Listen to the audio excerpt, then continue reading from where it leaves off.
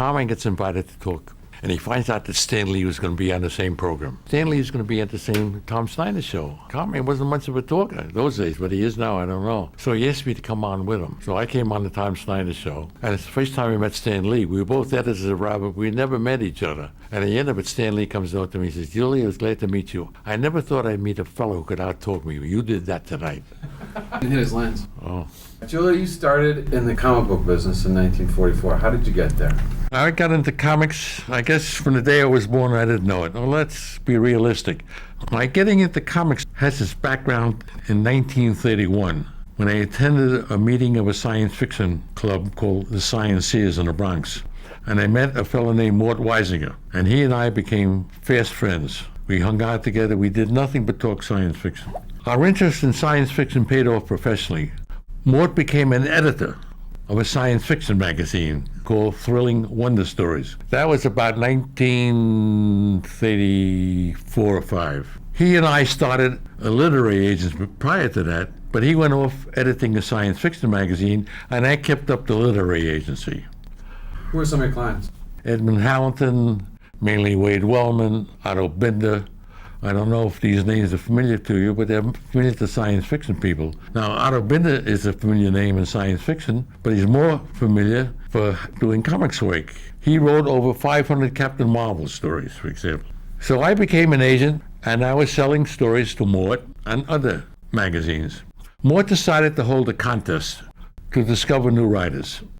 And the one who discovered who would get top prize of $50 was a fellow he had never heard of called Alfred Bester. And Mort predicted Alfred Bester would become a great writer, and he wanted me to handle him. I was agent, tell him about the markets to be open, what kind of stories editors wanted. And Alfie and I, Alfie being Alfred, became fast friends, and we socialized a lot, mostly in his house. And one evening he said to me, "Julie, I want you to do me a favor. I want you to go down to an editor at All American Comics. They need an editor who can plot and proofread and do things to a script that would make it presentable." So I said, "Don't send me down to a comic man. I've never read a comic book in my life. How am I going to talk about comics?" He said, "What you will do is buy some comic magazines, read them on the subway, and when you get to see this editor, who would be Shelley Mayer, he would know, and you would know what to talk about." So I bought 3 comic magazines. In those days, they were 10 cents. 3 comic books for 30 cents. February 21st, 1944, those 3 comic books I bought for 30 cents was the only money I've ever spent in comics in my whole life, although I was involved for many, many years. I was interviewed by Shelley Mayer, who was the editor of All American Comics, who would shortly join up with DC Comics. They were like branch outfits. My job was to plot stories and edit them. I was not involved in the artwork. I neglected to mention that Alfred Bester, who I helped get started in science fiction, also did comics, and he was writing Green Lantern, what is called the Golden Age of Green Lantern. So I was hired for the job February 21st, and the editor said, "You must begin work immediately." So I began work shortly thereafter. Shelley Mayer left. I now had the responsibility of plotting stories, looking over the artwork, arranging for covers, doing proofreading to make sure everything would come out right. So that's what an editor does. When you first started, how long did you work with Shelley Mayer? I worked for Shelley Mayer, but only I worked for All American Comics. Within a year, All American Comics was sort of a branch for DC Comics combined. So we moved out of the office downtown and moved uptown to 480 Lexington Avenue. How well I remember that address. And that's where All American was combined with DC Comics and became DC Comics. Were they both owned by the Donenfelds? Donenfeld and Max C. Keynes. Did you ever meet Keynes? Well, actually, he was theoretically my boss. Shelley Mayer hired me, but Max Gaines never was involved in the comics. He was in on the business end. He was a partner, in a sense, with Harry Donenfeld, who was running DC Comics. Let me tell you an interesting thing in connection with that. One day, Shelley Mayer gets a newspaper strip that appears every day, and he got one about a character called Superman. It was done by a couple of kids named Siegel and Schuster. They had failed to sell it to the newspaper syndicates. But Gaines was putting out a magazine that was reprinting syndicate material. So they got the idea, hey, maybe they'll take a new one and maybe some newspaper will pick it up. So they sent it to All American Comics. And Shelley Mayer was the one who saw it first. Well, he liked it. And he brought it into Max Gaines. He says, "I think we can use this Superman character." And Gaines says, he says, wait a second. Harry Donenfeld, my partner, in a sense, is putting out a magazine called Action Comics. And he hasn't got a lead feature for it. Let's send up the Superman character. Maybe you go for it. So you see, Shelley Mayer was really the discoverer, in my opinion. This is a story I've heard, and I believe it. The discoverer of Superman, going into Action Comics, June 1938. And from then on, it's history. Superman! Did you actually report to Shelley, or did he give you a long string to do? No. What I worked with Shelley. I only was involved in plotting the stories, editing them, and proofreading. I had nothing to do with the artwork. I knew nothing about the artwork. I still don't know anything about artwork. Well, in due time, Shelley left, and he says, Julie, you got to handle the magazine all by yourself. I said, but Shelley, I know nothing about artwork. He says, you listen to me. The youngsters who buy the comics, they don't know nothing about artwork. They don't know any more than you. When an artist brings an artwork, if it doesn't look right for you, you can't explain why. Maybe he looks too tall, his head is too small. Just tell him to change it. Don't tell him how. Tell him it doesn't look right. They think you know what you're talking about. Let them go back and do the artwork over. And that's how I got away with it. Did you ever sit on any other story conferences with Shelley Mayer? Because I talked to Irwin, and Irwin said Shelley used to be a real pain because he wouldn't put up with a lot of stuff. No, Shelley left the plotting and story editing entirely to me. Shelley looked at artwork. According to Irwin Hazen, who I believe you interviewed, when Shelley looked at the artwork, if he didn't like it, he threw it out of the office. Go pick it up. Shelley was quite a character. He was, in my opinion, if there ever should be an award ceremony, they now have the Will Eisner Awards, they have the Jack Kirby Awards, they even have the Julie Awards. They should have a Shelley Award. I open this to any convention people listening. A Shelley Award would be the following thing. Shelley was a top-notch editor, he was a top-notch artist, and he was a top-notch writer. So I think a Shelley Award ought to be handed out every year for the top artist of the year, the top storyteller of the year, and the top editor of the year. And that should be the Shelley Award. When Shelley Mayer left, Whit Ellsworth became the editor of all the magazines. Now, Whit Ellsworth's name was listed as editor in all the magazines. Although I hardly had any conferences with him, he very seldom called me in. He trusted me to put out the magazine well, as good as I could, and I did. Now, at one point, Mort Weisinger, Jack Schiff, and I, who were the main editors, went in and said, Whit, we'd like to get our names listed. So then, and at that point, Whit was going out to California to do the Superman television show. So that's how we became theoretically our own bosses and our own responsibilities. Did you sit down and have story conferences with your writer and your artist when you sat down and do a story? When the time came to do a Green Lantern story, for example, I would call in Alfred Bester, who continued with the magazine for another year, went on to bigger and better things. And Alfred and I would come down, we'd toss ideas around, and Alfred would go home and write it. He'd bring it back, and I'd edit it. If a correction had to be made, but not with Alfred Bester. He was great. But Alfred Bester left within a year, and then I got some of my science fiction clients to go on. That was a fellow named Henry Kuttner, and followed by John Broome. You were editing, and things changed at the end of the war. I mean, the public started to change in terms of who was buying it. Yes, about 1950, superheroes lost their favor. The only three that survived were Superman, Batman, and Wonder Woman. That was it. Consequently, we had to come up with new ideas. Let me ask you a question about the science fiction books in the 50s. You're really going back to science fiction? I like the science fiction. All right, go ahead. So do I. I got a stack of Strange Adventures and Mysteries face over there. That's all I would pick up. I mean, you worked with guys like Cy Berry and well, Sid all right. Bean and I'll tell you what happened. In 1950s, I regularly recall, DC decided to put out a science fiction magazine. I was not originally involved in it. Until when they were putting on issue #1, they needed a story in a hurry because they got the rights to do a comic book version of Destination Moon, which is based on a science fiction story written by Robert A. Heinlein. And they needed it done in a hurry. They were able to get a still from the movie and use it as a cover. They knew I worked with Gardner Fox, who was into science fiction, fast writer, so I got out. In due time, I took over Strange Adventures altogether. during the 50s, I mean, you're doing science fiction and space travel, the space program and all that stuff was starting to become very popular. You started doing those stories before all that. Well, of course, but I'm basing it on the science fiction I read as a youngster. So I did Strange Adventures, and a strange thing happened on one particular issue. It was selling this average. One day, the editorial director, possibly Erwin Donenfeld, came in and says, issue 8 sold fantastically well. How come? I says, well, you know, it's got to be the cover. We dig up the cover. It takes place in a zoo, and we have a cage, and we have an audience outside looking inside the cage. Inside the cage is a gorilla, and he has in his hand a slate and a piece of chalk, and he's written on the slate, you see a pretty girl up front, so obviously designed it her. I don't remember the exact words. In Murphy Anderson's honor, I'll say Helen, his wife. Dear Helen, please help me. I'm the victim of a horrible scientific experiment. So the reader must say, God, what the...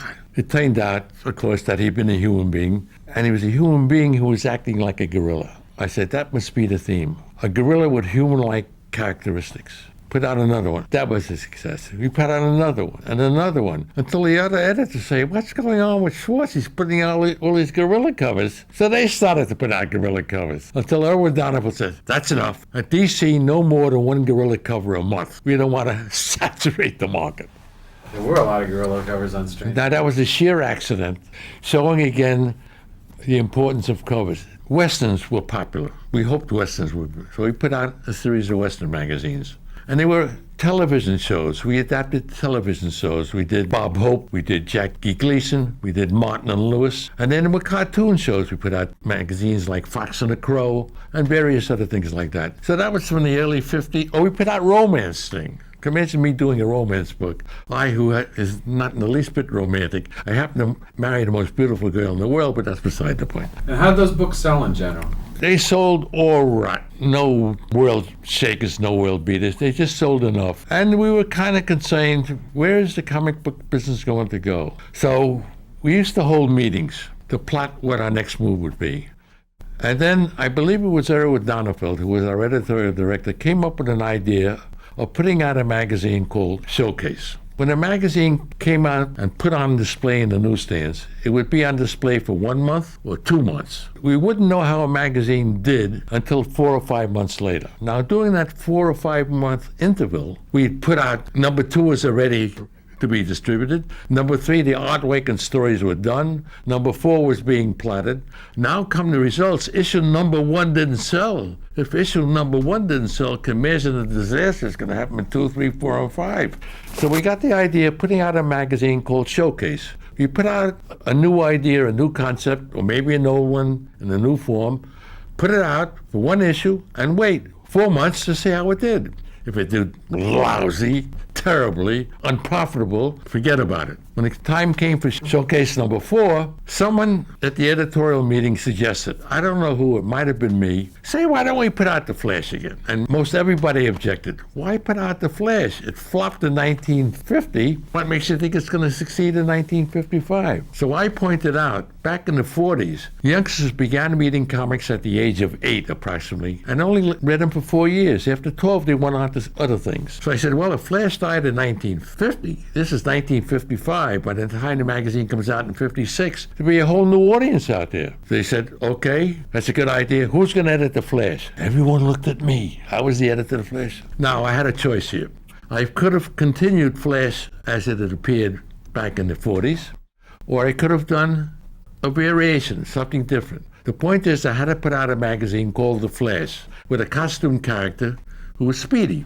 And that's all I kept. Everything else I changed. For example, in the early days, the Flash gained superpowers because he was working in the laboratory and he dropped a beaker of hard water. Murphy, was it heavy? Ridiculous. He inhaled the fumes and became super fast. My new version of the Flash, working in a police laboratory, I believe, and a bolt of lightning came in from a window, hit the chemicals lined up and splashed over him. Now, mind you, a bolt of lightning travels at the speed of 186,000 miles a second. That would make it more believable. Well, he didn't realize he had the speed until he reached for a cup of coffee that was about to fall off the table, and he picked it up so fast, lightning speed. And he realized, with a little experimenting, he had super speed powers. He said, super speed powers, just like that Flash I read in comic books when I was a kid. When I came up with that idea in the plotting, it started something that would go on for years and proved to be very profitable. What I imagined, eventually, that there was another Earth, a second Earth, where superheroes live. So my superhero would live on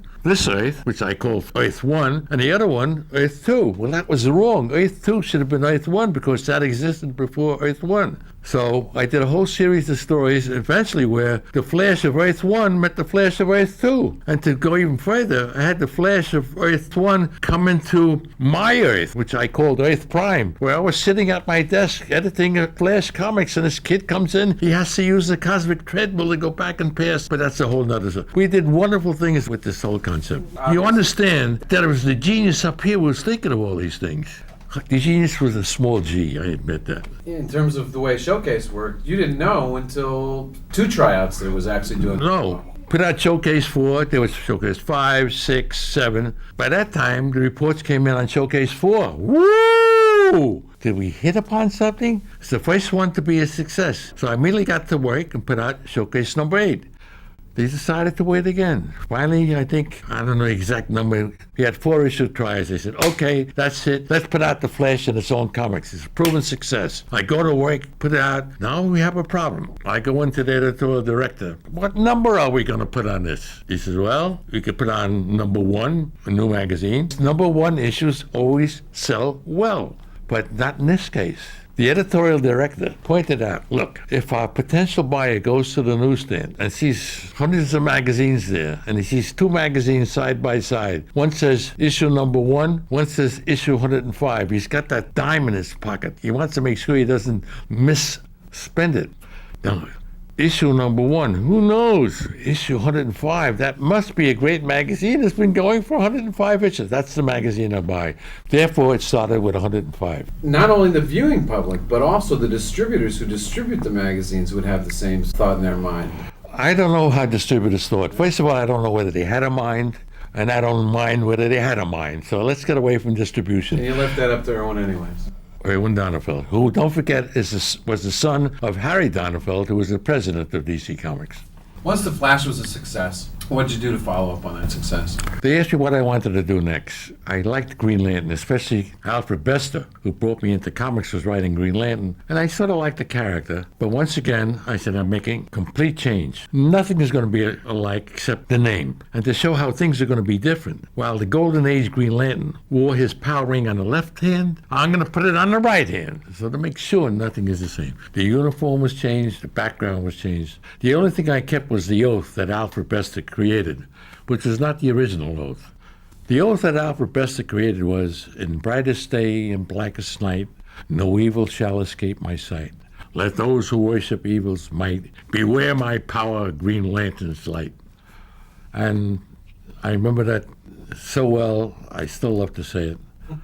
And Alfred Bester was the wonderful guy. I wish I could talk more about Alfred Bester than anything else we're talking about. Well, it's interesting, when you were doing the new superheroes in the Silver Age, the new origins that you put for these heroes came out of science fiction backgrounds. Exactly. You had a lot of background in science fiction. You made sure that the writers that you really liked and knew and could work with were involved with those. Yes, they were very well acquainted with science fiction. Did Yes. John Broome do a lot of those early stories? John Broome was one of my clients. I sold a number of his science fiction stories, and it was a very successful team-up. To show you how successful it was, it eventually led to him becoming my best writer, my best friend, and best man at my wedding. And I'm very thankful that I came to the San Diego Comic-Con last year, that's 1998, because John was brought in from overseas along with his wife, and I hadn't seen him in many years. And unfortunately, he passed away a few months after that. So I'm very thankful I came out to San Diego Comic. So Green Lantern was a success. They say, okay, what do you want to do now? Well, I said, I like that Justice Society of America. I liked all those superheroes doing together. I like to do that again. However, I said, I hate the word society. It sounds like a social club. I want to use a better word, league. Baseball leagues, football leagues. Youngsters identify with leagues. Societies they know from nothing. So I changed it from Justice Society of America to Justice League of America. And when that came out, boom, boom, boom, rocketed into space. I always liked Adam Strange because he was one of the few guys that didn't have superpowers, And he was, Well, he was the thinking man superhero. He'd always get involved in a situation on another planet where his enemy had super scientific abilities and powers more than he had. But with his brains, he used his brains to think his way out of it. And of course, the Adam Strange stories, for those who don't know, it simply dealt with a beam coming from another planet, which was originally designed to be a means of communication, teleported Adam Strange from Earth to this other planet. And he always got confronted by villains of super scientific abilities. But with his brains, he always thought of a way out. And he fell in love with a girl on a planet called Alana. And before anything could happen, he'd fade away and go back to Earth. So he always had to make up his mind he'd have to go back to the planet Ron, except he had one difficulty. He had to be where that zeta beam from this planet Ron would strike Earth. And unfortunately, the planet Ron could not be seen from the northern hemisphere. He had to go down south, below the equator, to get to that one spot at the exact time when the beam would strike. Because at one time he had to go down to Rio where they had the carnival. He had to be on a float because he knew the beam. On another time he had to be in the middle of the Pacific Ocean. And of course eventually he'd get there and he fell in love with this girl and he always had to come back to Earth. you started in the science fiction business as a fan. Yes. You were part of Time Travelers. What's Time Traveler? Time Travel was a fan magazine we pulled out. Mort Weisinger and I started the first science fiction fan magazine, January 1932, called The Time Traveler. Flash forward. In the letter columns, you started printing addresses and getting fans together. Now we got thing that takes the whole hour, but I'll make it short. Okay. Mort and I became acquainted because in the science fiction magazines, they printed letters, and the letters included the addresses of people. So if people lived in the same town, we got together to talk to somebody. Now, when I did my letter columns in the comic books, I wasn't allowed to put in the addresses for a reason I don't know or don't want to get into. But at one point, I think I did it in one of the Hawkman revivals in Brave and Bold. I said, I'm going to put in the addresses. And by putting in the addresses, fans started to correspond. A fellow named Jerry Bales got in touch with Roy Thomas. They put out a fan magazine called Alter Ego. Till finally all the fan magazines started. And all these conventions all started. So because Mort and I achieved our measure of fame because of the science fiction letters department, that I felt I should do the same. Not that I knew it was going to happen. I tried to get comic book fans together, and sure enough, it led. And the final payoff, you know what the final payoff is? Here I am in this room doing this thing, all because I put the address in the magazine. When I took over Batman in 1964, in the years prior to that, Batman was not like he was treated in days of old. He was hardly battling villains. He was going back into the past. It was almost like horror science fiction concepts. I said, let's bring Batman back to tradition. I'm going to bring back the original villains. I brought back or reintroduced the Riddler, the Joker, Catwoman, the Penguin. Well, William Dozier, who was the producer at 20th Century Fox, happened to pick up a Batman comic. I read this. Batman, that'd make a great idea for a television series. Let's get in touch with DC Comics. It worked out. Because I brought back those villains, and it happened that Dozier read the issues I brought back with the villains, that gave them the idea of putting out the Batman television series. The first few television series were based on stories I did in the comics. Naturally, as they went on, they created their own villains, way out criminals, but they had a great time. It was a big success, except after the first year, the series started to fade. So Dozier came over to us. We'd like to introduce a feminine interest into the series. That might be interesting. So in talk, I said, I don't know if I said, no one remembers the details, but he said, how about putting out a Batgirl? They said, great idea. Have a story written immediately. I called in Gardner Fox. We plotted a story called The $1 Million Debut of Batgirl. I called in Carmine Infantino to design a cover and a costume and a motorcycle she rode. Carmine did all those things. They loved the idea, and that's how Batgirl got introduced to that series. Incidentally, by my reviving successfully the superheroes, I saved DC Comics because DC Comics was fading away. So my boss, at this time Jack Liebowitz, president of DC Comics, would go out and play golf with Martin Goodman. Now Martin Goodman happened to be the president of Marvel Comics. The two presidents are playing together. So Jack Liebowitz was very good and kept boasting to Martin Goodman, hey, we have a big hit on our hands. We have a magazine that's topping the charts. So Martin Goodman said, really? What magazine is that? I wasn't there to this, but this is a story that came out of it. He said it was the Justice League of America. What is different about the Justice League of America? Well, the editor got the idea, instead of having a magazine with one superhero, he'd have a number of superheroes in one magazine working together. And evidently, the buyers out there like that idea because they're buying it hot off the newsstand. So what happens? Martin Goodman goes back to his editor, someone named Stan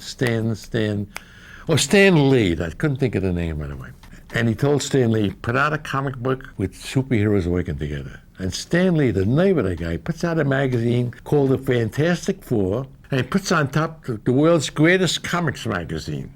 It proved to be a big hit and got Marvel going on the way. So in a sense, I not only saved DC Comics, I saved Marvel Comics too. So here I was editing magazines, which means what? What does an editor do? An editor is like the general of an army. He lays out a plan for the army being victorious over the enemy. In my case, I had to lay out a plan for me being victorious over the public out there. I had to get them to spend 10 cents to buy that magazine. Now, he's not going to indiscriminately put out 10 cents. We're talking 1944. 10 cents was a lot of money. It only cost 2 cents to mail a letter or buy a newspaper.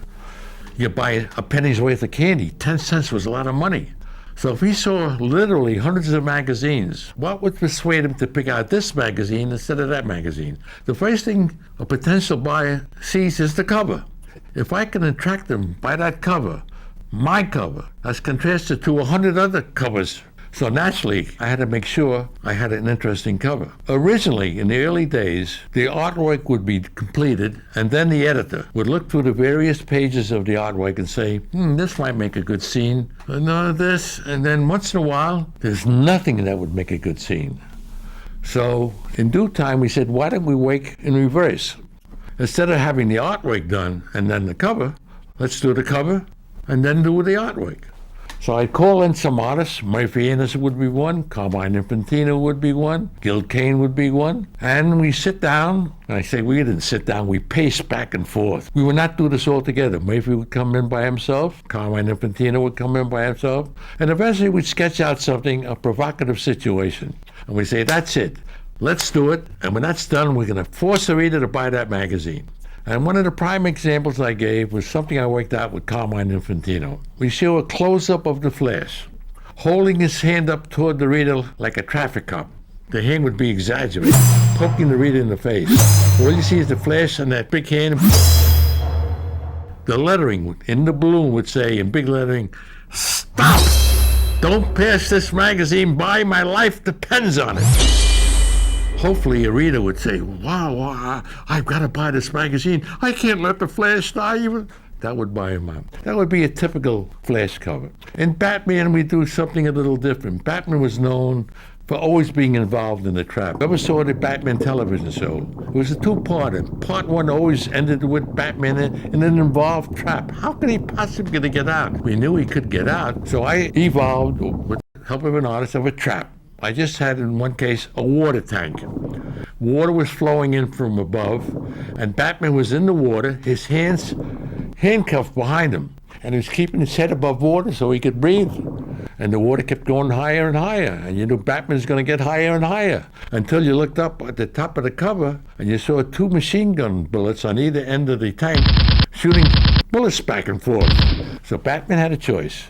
Do I go down and drown, or shall I be a hero, stick my head up, and can be shot to death?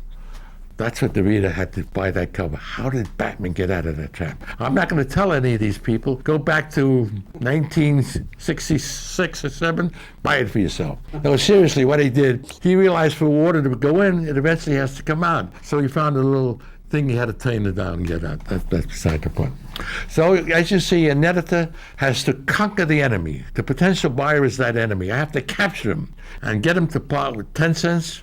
Eventually, times were getting tough. To put out a magazine, we couldn't do it for a dime anymore. So we had an editorial in the magazine explaining, because of the rising cost of paper and everything else and economic conditions, we were forced to raise the price of the magazine from 10 cents to 12 cents. That 2 cents was a lot of money back. And then soon enough, we had to go to 15 cents, 25 cents, 50 cents, 75 cents, $1. Many magazines are selling for $1.95, some for $2.95. Bigger ones are going for $4.95.